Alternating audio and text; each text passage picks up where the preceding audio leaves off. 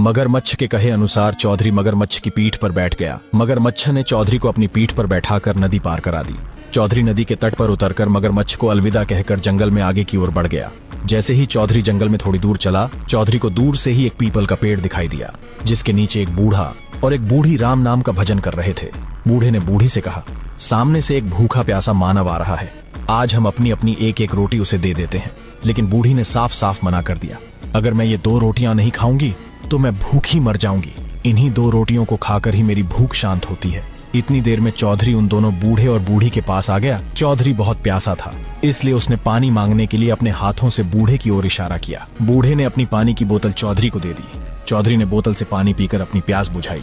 पानी पीने के बाद चौधरी के मुंह से आवाज आने लगी। चौधरी ने उस बूढ़े से कहा, ताऊ जी, मुझे बहुत तेज भूख लगी है। बूढ़े ने बिना किसी बहस के अपनी एक रोटी चौधरी को दे दी।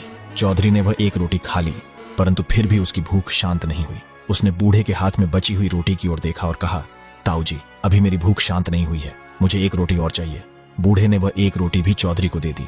अब पानी पीकर और खाना खाने के बाद चौधरी का पेट पूरी तरह भर गया। उसके बाद बूढ़े ने पूछा, हे मानव, तुम इस जंगल में क्यों आए हो?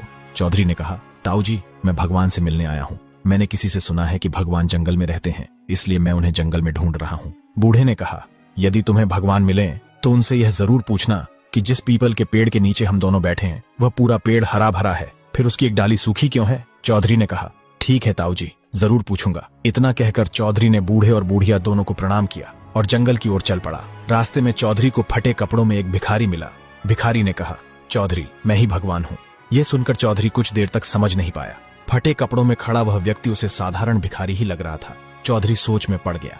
तभी भिखारी ने फिर कहा, हे चौधरी, मैं ही भगवान हूँ। आगे क्या हुआ यह जानने के लिए चैनल को सब्सक्राइब कर कमेंट में नेक्स्ट पार्ट जरूर लिखें।